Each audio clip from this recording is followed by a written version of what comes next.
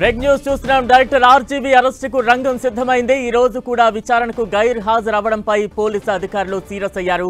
హైదరాబాద్లోని ఆర్జీవీ నివాసానికి ప్రత్యేక పోలీసు బృందాలు చేరుకున్నాయి. ఆర్జీవీని అరెస్టు చేసి ఒంగోలు రూరల్ పోలీస్ స్టేషన్ తరలించనున్నారు. ఇవాళ ఒంగోలు రూరల్ పిఎస్లో విచారణకు ఆర్జీవీ వెళ్లాల్సి ఉంది. ఆయన హాజరు కాకపోవడంతో అరెస్టు చేసేందుకు పోలీసులు సిద్ధమయ్యారు. సార్వత్రిక ఎన్నికలకు ముందు వ్యూహం సినిమా ప్రమోషన్ సమయంలో చంద్రబాబు, పవన్ కళ్యాణ్, లోకేష్ ను కించపరిచేలా సోషల్ మీడియాలో పోస్టులు పెట్టారంటూ ఆర్జీవీపై కేసు నమోదైంది. ప్రకాశం జిల్లా మద్దిపాడు మండల టీడీపీ నేత రామలింగయ్య పోలీసులకు ఫిర్యాదు చేశారు. దాని ఆధారంగా పోలీసులు వర్మపై కేసు నమోదు చేశారు. ఈ కేసులో అరెస్ట్ నుంచి రక్షణ కల్పించాలంటూ ఆర్జీవీ ఏపీ హైకోర్టును ఆశ్రయించగా ఆయనకు చుక్కెదురైంది. అరెస్ట్ నుంచి రక్షణ కల్పించలేమని ఉన్నత న్యాయస్థానం స్పష్టం చేసింది. దీంతో తనకు 4 రోజుల సమయం కావాలంటూ రామ్ గోపాల్ వర్మ ఈ నెల 19న వాట్సాప్లో ఒంగోలు పోలీసులకు సమాచారాన్ని పంపారు. గడువు ముగిసినా విచారణకు హాజరు కాకపోవడంతో అరెస్టు చేసేందుకు ఆయన నివాసానికి వెళ్లారు పోలీసులు.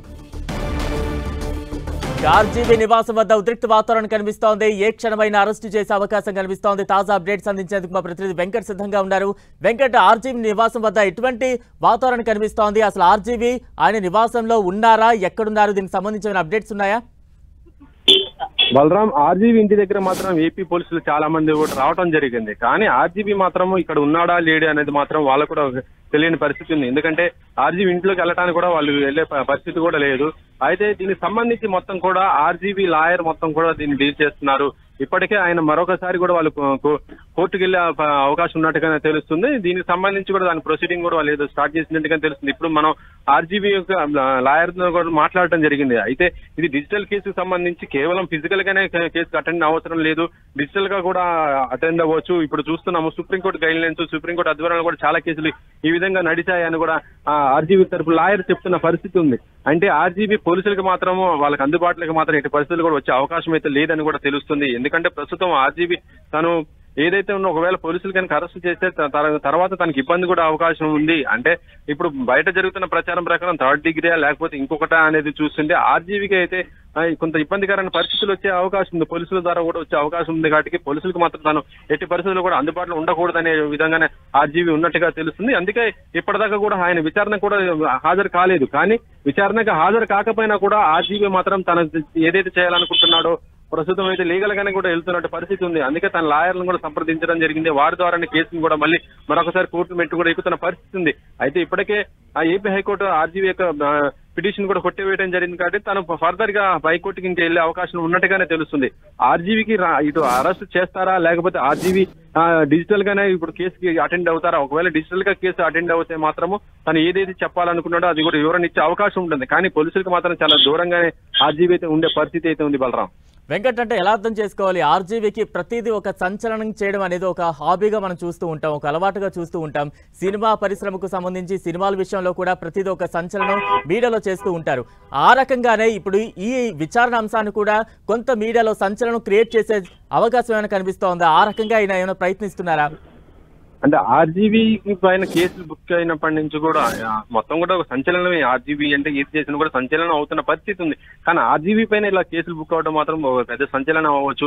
అయితే ఇప్పుడు ఆర్జీవీ అరెస్ట్ ఇప్పుడు ఒక పెద్ద సంచలనం అని ఉంది. ఒకవేళ అరెస్ట్ అయితే మాత్రం ఇది నిజంగా చెప్పాలంటే 2 తెలుగు రాష్ట్రాలకు ఒక పెద్ద సంచలనం అని చెప్పవచ్చు. ఎందుకంటే ఆర్జీవీ ఇప్పటి వరకు ఎవరిని ఏ కామెంట్ చేసినా, సోషల్ మీడియా వేదిక ఏం మాట్లాడినా, ఏది చేసినా కూడా ఆర్జీవీ పైన ఎవరు కూడా విమర్శలు చేయలేదు, కేసులు పెట్టలేదు, ఏం జరగలేదు. కానీ ఇప్పుడు మాత్రం ఆర్జీవీకి మాత్రం ఇది ఒక పెద్ద షాక్ అనే చెప్పవచ్చు. కానీ ఆర్జీవీ కూడా ఇక్కడ చాలా తెలివిగానే వ్యవహరిస్తున్నాడు. పోలీసులకు అందుబాటులో ఉండకుండానే తను లీగల్ గానే వెళ్తున్న పరిస్థితి అయితే ఉంది. అది మాత్రం తన టీంతో కూడా చేయిస్తున్నాడు. ఇప్పటికే దానికి సంబంధించినటువంటి ఆర్జీవీకి సంబంధించిన లాయర్లు కూడా రావడం జరిగింది. వాళ్ళు కూడా పోలీసులతో కూడా మాట్లాడుతున్న పరిస్థితి ఉంది. అంటే ఆర్జీవీ ఇక్కడ ఉన్నాడా లేకపోతే వాళ్ళు ఏం చేస్తున్నారు అనేది కూడా. ఒకవేళ ఆర్జీవీ కనుక పోలీసులకి అందుబాటులో లేకపోతే కేసు విచారణ ఏ విధంగా ఎదుర్కొంటాడు అనేది ఇక్కడ చూడొచ్చు. అది డిజిటల్ గానే ఎదుర్కొనే అవకాశం ఉంటుంది. ఆ ఫెసిలిటీస్ కూడా కల్పించమని కూడా ఆర్జీవీ కోరుతున్నట్టుగానే తెలుస్తుంది. దీనికి సంబంధించి వాళ్ళ లాయర్ కూడా పోలీసులతో మాట్లాడుతున్నారు. కానీ పోలీసులు మాత్రం ఆర్జీవీని డైరెక్ట్ గానే విచారించే అవకాశాలు ఉన్నట్టుగా వాళ్ళు ఆయన ఇక్కడి నుంచి తీసుకుని ఏపీకి ఎలా విధంగానే వాళ్ళు కూడా ఒక ప్లాన్ తో ఉండటం కూడా జరిగింది. ఇక్కడ మనం చూడాల్సింది ఏంటంటే ప్రస్తుతం ఏపీ పోలీసులకు మాత్రమే ఇక్కడ ఉన్నటువంటి పరిస్థితి ఉంది. ఇప్పుడు ఆర్జీవీ యొక్క అరెస్టు కానీ ఆర్జీవీని విచారించే విధానాలు దీంట్లో మాత్రం ఇప్పుడు తెలంగాణ పోలీసులు కూడా ఇన్వాల్వ్ అయ్యే అవకాశం ఉంది. వాళ్ళ యొక్క సహాయ సహకారాలు కూడా తీసుకునే అవకాశం ఉంటుందని కూడా చెప్పవచ్చు. ఎందుకంటే ఇక్కడ ఇప్పుడు ఆర్జీవీ ఉన్నది హైదరాబాద్ లో కాబట్టి ఇక్కడ తెలంగాణ పోలీసులు కూడా సహాయం కూడా తీసుకుని ఆర్జీవీని అక్కడికి తరలించే అవకాశాలు కూడా ఉన్నాయి. బలరాం వెంకట్, అంటే ఆర్జీవీ నివాసానికి ఇప్పటికే ఏపీ పోలీసులు భారీ మొత్తంగా చేరుకున్నారు. చాలాసేపటి నుంచి అక్కడ విజువల్స్ లో కూడా చూస్తూ ఉన్న వెయిట్ చేస్తున్న దృశ్యాలు మనకు కనిపిస్తూ ఉన్నాయి. నెక్స్ట్ పోలీసుల స్టెప్స్ ఏ రకంగా ఉండబోతున్నాయి? ఎంతసేపు వెయిట్ చేసే ఛాన్సెస్ ఉన్నాయి? ఏం చెప్తున్నారు వారు?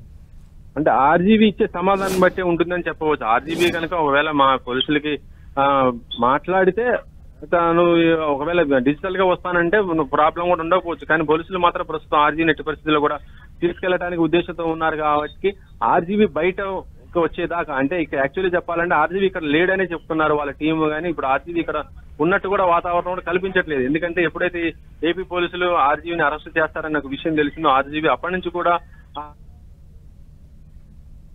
రైట్. ఒక్క నిమిషం హోల్డ్ లో ఉండి వెంకట్. ప్లీజ్ తర్వాత చెప్తాను. మాట్లాడి చెప్తాను. కనుక్కొని చెప్తా అన్నారు. కనుక్కొని చెప్తా అన్నారు. తెలియదు ప్లీజ్.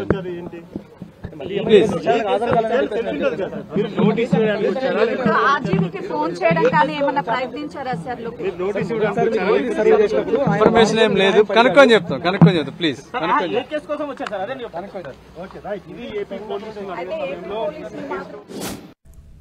రైట్ వెంకట్, కంటిన్యూ చేయండి.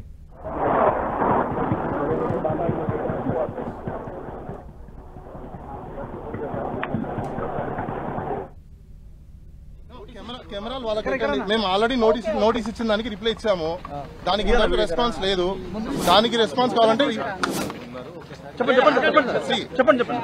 ఇండియాలో డిజిటల్ పోలీసింగ్ అనేది వచ్చింది. వర్స్ అనే ప్రెజెన్స్ అవసరం లేదు. సో దానికి సంబంధించిన కోర్ట్ చేస్తూ మేము నిన్ననే ఈ రోజు మార్నింగ్ కూడా స్పీడ్ పోస్ట్ కూడా పంపించాము. అలానే రిప్లైకి నోటీస్ కూడా పంపించాము. వాళ్ళ దగ్గర నుంచి రెస్పాన్స్ రావాలి. కానీ ఆ రెస్పాన్స్ ఇంకా మాకు రాలేదు. మేము వెయిట్ చేస్తున్నాము. కానీ పోలీసు వాళ్ళు ఇక్కడికి వచ్చినారు. వాళ్ళు సమాధానం చెప్పాలి. మాకు టైం కావాలి. అలానే ఫిజికల్ గా ప్రెజెన్స్ అవసరం లేదు. ఇప్పుడు డిజిటల్ ఇండియా వచ్చింది కాబట్టి, డిజిటల్ పోలీసింగ్ కూడా వచ్చింది కాబట్టి ప్రెజెన్స్ అక్కర్లేదు. వర్చువల్ మోడ్ లో మాకు ఇవ్వండి. మేము వర్చువల్ లో మీకు ఇన్వెస్టిగేషన్ కి కోఆపరేట్ చేస్తామని చెప్పాము. తర్వాత మళ్ళీ ఎక్స్టెన్షన్ టైం కూడా అడిగే అవకాశాలు ప్రతి ఒక్కరికి ఉంటాయి కాబట్టి మేము ఎక్స్టెన్షన్ టైం కూడా అడిగాము. ఇది ప్రీ షెడ్యూల్. ఆయనకున్న ప్రాజెక్టుల రీత్యా మేము ఆయన షెడ్యూల్స్ చూసుకొని మేము టైమింగ్స్ అడగడం అనేది జరిగింది. నిన్న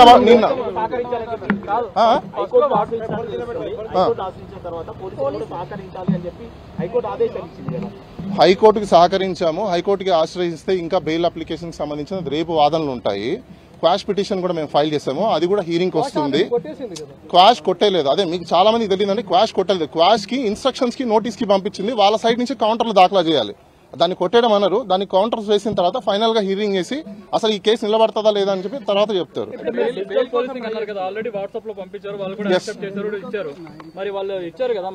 రెస్పాన్స్ ఎందుకు వచ్చారో మాకు తెలియదు. అది మీరే అడగాలి. ఇంకా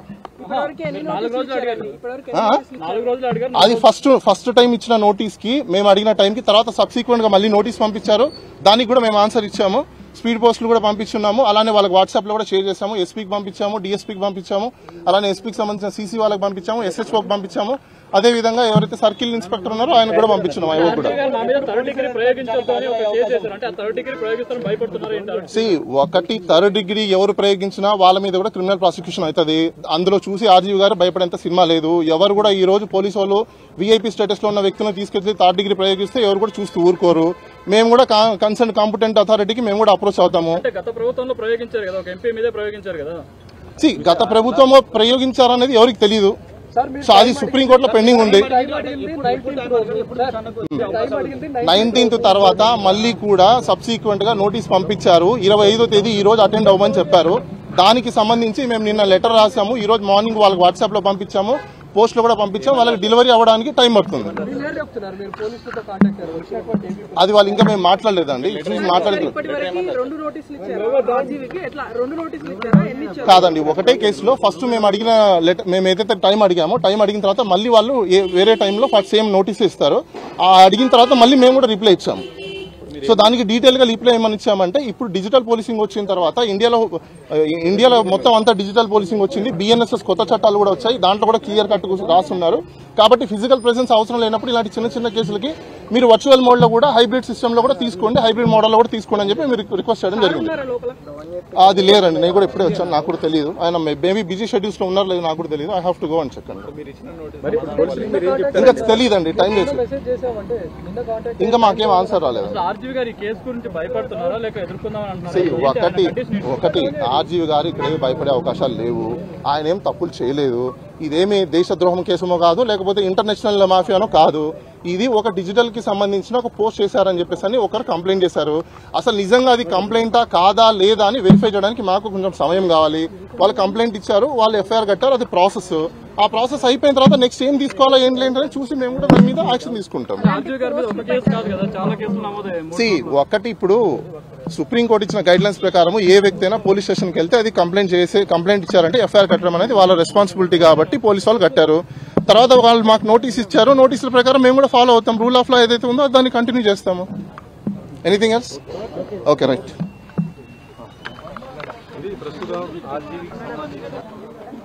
ఏ అన్నా నీ లోకది అన్న స్వతంత్ర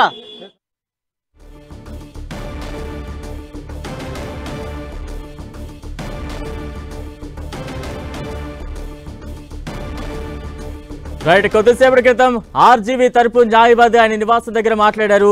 ఆల్రెడీ పోలీసులకు ఇంటిమేషన్ ఇచ్చాం, నోటీస్ కూడా పంపించాం, కొంత సమయం కావాలి అంటూ కూడా మేము కోరామంటూ ఆయన తరపు న్యాయవాది చెప్తూ ఉన్నారు. క్వాష్ పిటిషన్ కూడా మేము సర్వ్ చేశామంటూ కూడా చెప్పే ప్రయత్నం చేస్తున్నారు. ప్రస్తుతం డిజిటల్ పోలీసింగ్ వ్యవస్థ వచ్చింది, వర్చువల్ మోడ్లో కూడా హాజరయ్యేందుకు మేము సిద్ధంగానే ఉన్నామంటూ కూడా కొంత క్లారిటీ ఇచ్చే ప్రయత్నం చేస్తున్నారు. అతను ప్రీ షెడ్యూల్ ద్వారా అంటే ఆర్జీవీ కొన్ని ముందుగా ఫిక్స్ చేసుకున్న షెడ్యూల్స్ వల్ల ప్రాజెక్ట్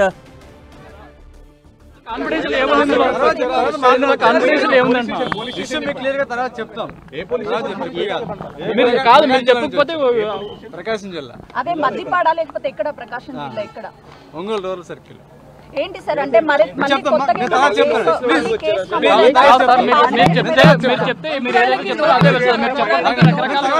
మిమ్మల్ని లోపలికి ఎలా చేయడం లేదా సార్? మిమ్మల్ని లోపలికి ఎలా చేయడం లేదా?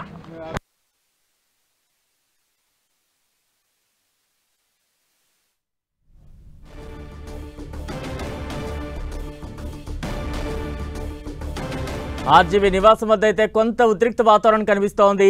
ఏ క్షణమైన ఆర్జీవీని అరెస్టు చేసే అవకాశం ఉందంటూ కూడా ఒకవైపు పెద్ద ఎత్తున ప్రచారం సాగుతోంది. ఇప్పటికే పోలీసులు అయితే తన నివాసానికి చేరుకున్నారు. మరోవైపు నివాసంలో ఆర్జీవీ ఉన్నారా లేదా అనేది కూడా కొంత క్లారిటీ లేని సిచ్యువేషన్ కనిపిస్తోంది. ఇక తాజా అప్డేట్స్ అందించేందుకు ఆర్జీవీ నివాసం వద్ద మా ప్రతినిధి వెంకట్ సిద్ధంగా ఉన్నారు. వెంకట్,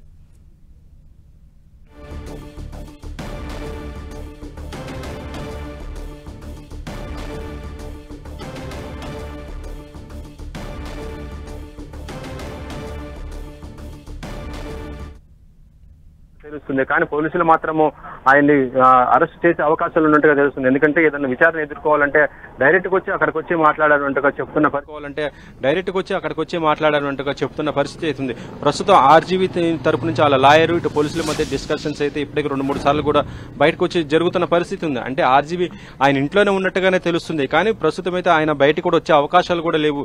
లోపల కూడా పోలీసులు వెళ్లే అవకాశం కూడా ఇక్కడ లేనట్టు పరిస్థితి ఉంది. ఎందుకంటే ప్రభుత్వం అంటే ఏపీ గవర్నమెంట్ వాళ్ళ గవర్నమెంట్ ఏదైతే గైడ్ లైన్స్ ఉన్నాయో దాని ప్రకారం వాళ్ళు నడుచుకుంటున్నట్టుగా అయితే ఉంది.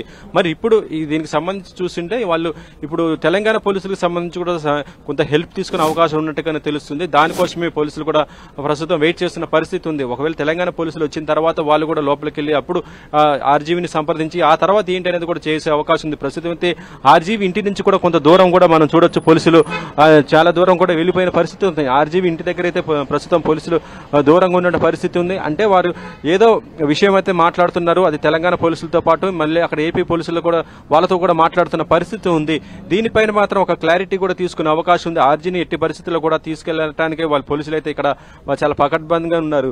అయితే ప్రస్తుతం ఇక్కడ మీడియా కూడా ఎక్కువగా ఉండటంతో ఏం చేయలేని పరిస్థితిలో ఉంది, వాళ్ళు కూడా ఏం మాట్లాడలేని పరిస్థితి ఉంది. అంతా కూడా ఏంటంటే వాళ్ళ మేనేజర్ చెప్తున్నారు, వాళ్ళ మేనేజర్ మాట్లాడతారని కూడా వాళ్ళు చెబుతున్నారు. అయితే ప్రస్తుతం ఆర్జీవీ లాయర్ని కూడా మనం అడగడం జరిగింది. వాళ్ళైతే మాత్రం ఇదేంటే డిజిటల్కి అయితే మేము విచారణ కూడా వచ్చి రావడానికి సిద్ధంగా ఉన్నట్టుగా ఆయన కూడా ఆర్జీవీకి సంబంధించి లాయర్ కూడా మాట్లాడడం జరిగింది. కానీ ఇక్కడ పోలీసులు మాత్రం దానికైతే ఎట్టి పరిస్థితులు కూడా అంగీకరించట్లేదు. ఒకవేళ ఆర్జీవీ కనుక అక్కడికి వెళితే మాత్రము ప్రస్తుతం పోలీసులకి అంటే ఆర్జీవీకి కొంత ఇబ్బందికైన పరిస్థితి అయితే ఉండే అవకాశం ఉంది. దానికి సంబంధించి మనం చూడొచ్చు. ఇప్పుడు ఆర్జీవీకి సంబంధించి మళ్ళీ వారు ఒక లాయర్ మరొకసారి మీడియాతో మాట్లాడుతున్న పరిస్థితి ఉంది. దాన్ని కూడా ఒకసారి మనం లైవ్ లో చూద్దాము, ఏం మాట్లాడుతున్నారు ఏంటి.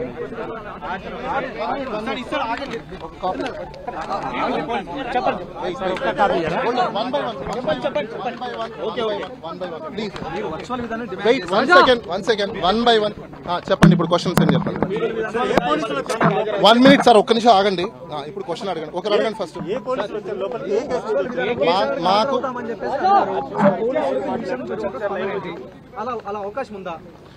digitalpolicing.gov.in అనేసి మీరందరూ కూడా చెక్ చేసుకోండి. తెలియకపోతే ట్రైనింగ్స్ వాళ్ళు తీసుకోవాలి. డిజిటల్ పోలీసింగ్ అనేది ఇండియన్ గవర్నమెంట్ ఇంట్రడ్యూస్ చేసిన తర్వాత, కొత్త చట్టాలు వచ్చిన తర్వాత, హైబ్రిడ్ సిస్టమ్ అనేది మొదలైన తర్వాత సుప్రీంకోర్టు ఒక జడ్జిమెంట్ లో విట్నెస్లని అలానే అక్యూజ్లని కూడా వర్చువల్ మోడ్ లో తీసుకోండి అని చెప్పేసి చాలా సందర్భాల్లో చెప్పింది. కాబట్టి కొన్ని సర్కమ్స్టెన్సెస్ లో మేము కూడా అదే హైబ్రిడ్ సిస్టమ్ ని అమలు చేయండి. ఎందుకంటే ఇన్వెస్టిగేషన్ డిలే అవ్వకుండా మీకు ఇన్వెస్టిగేషన్ త్వరగా కావాలనుకున్నప్పుడు ఖచ్చితంగా మీరు ప్రెసెన్స్ అనేది మీకు ఆన్లైన్ లో కూడా దొరుకుతుంది. ప్రీ షెడ్యూల్ అయిపోయింది కాబట్టి అని ఆ మోడ్ ని మేము మీరు అడాప్ట్ చేసుకోండి, ఎక్సర్సైజ్ చేయండి అని చెప్పేసి అని కోరున్నాము. లేదండి, క్రిమినల్ కేసెస్ లో కూడా అలాంటివి అలౌడ్ ఉన్నాయి.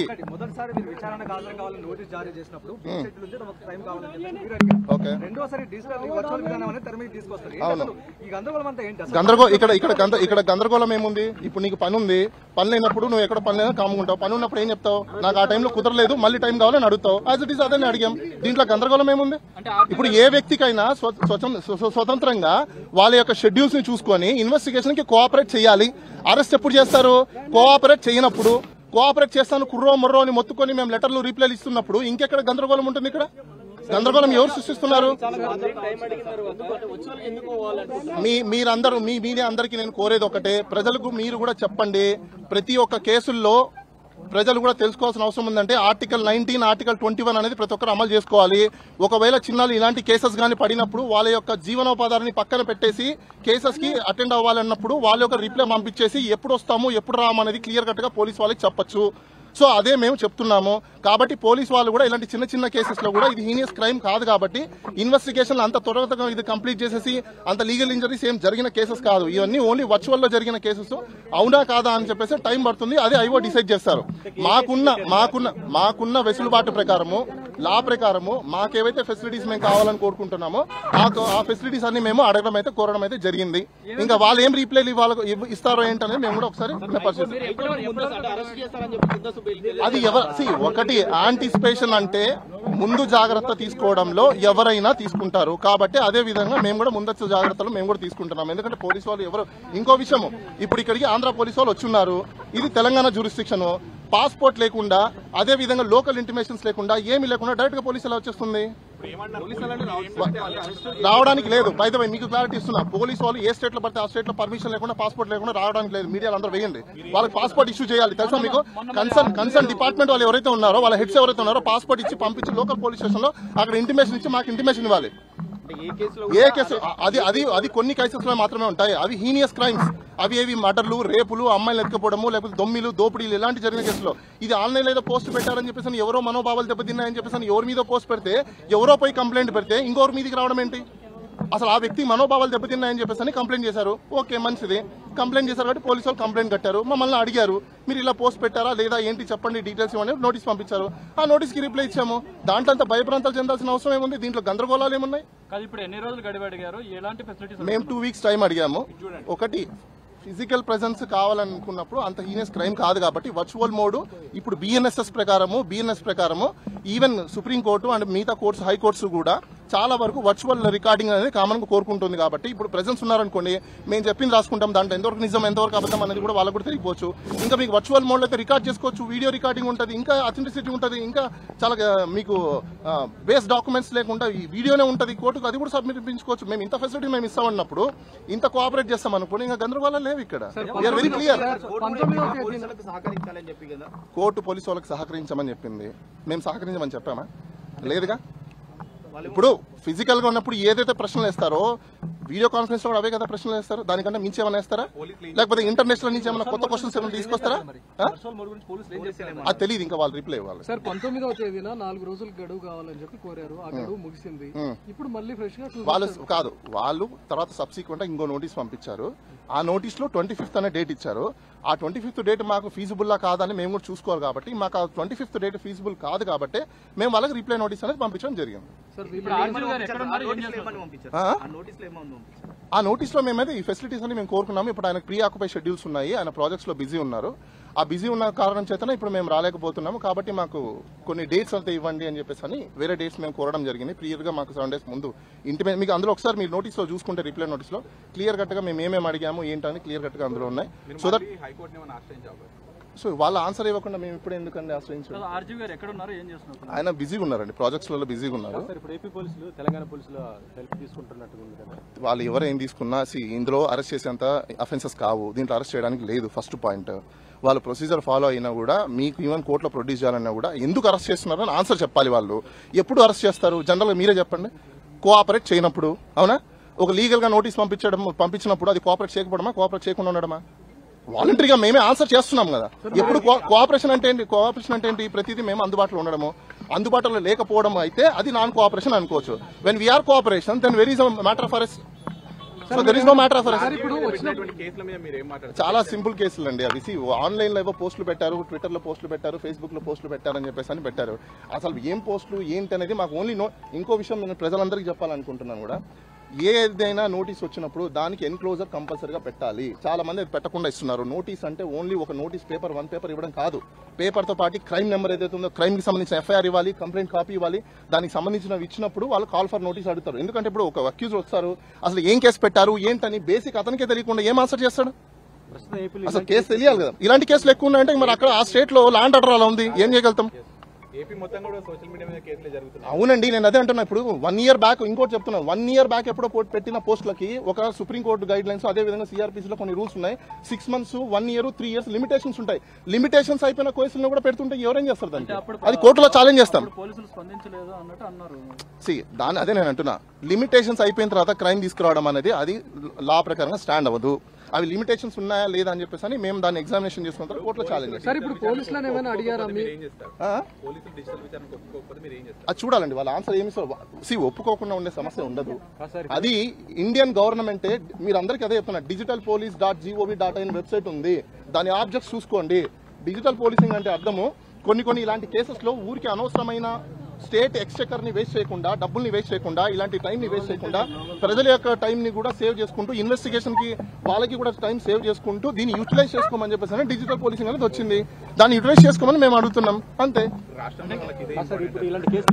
అది ఇంపార్టెంట్ లేదనేది పోలీస్ వాళ్ళు అక్కడ ఉన్నారు, మీరు వాళ్ళని అడగాలి. ఎందుకంటే వాళ్ళకి నిజంగా ఆంధ్రప్రదేశ్ లో ఈ కేసులు ఇంత ఇంపార్టెన్స్ ఉంది అని వాళ్ళు కోరుకుంటున్నారంటే ఇంకా లా అండ్ ఆర్డర్ అక్కడికి ఎలా ఉంది, పరిపాలన ఏ విధంగా ఉందో మీరు ఒకసారి గమనించుకోండి. ఎన్ని రోజుల టైం అడిగారండి? మేము 2 weeks టైం అడిగారు. ఇప్పుడు మీరు అడిగారా? మీ పరిధి కాదు కదా, మీరు అవన్నీ ఒకటి. ఇప్పుడు వాళ్ళైతే మా దగ్గరికి ఇన్సైడ్ రాలేదు, సో కాబట్టి మేము దాని గురించి పెద్దగా వరి అవ్వాల్సిన అవసరం లేదు. సో అది సెర్చ్ చేయడం లేదండి. ఇప్పుడు నేను ఉండగా నోటీస్ ప్రాసెస్ ఫాలో అవ్వాలి కదా, ఎలా వస్తారు?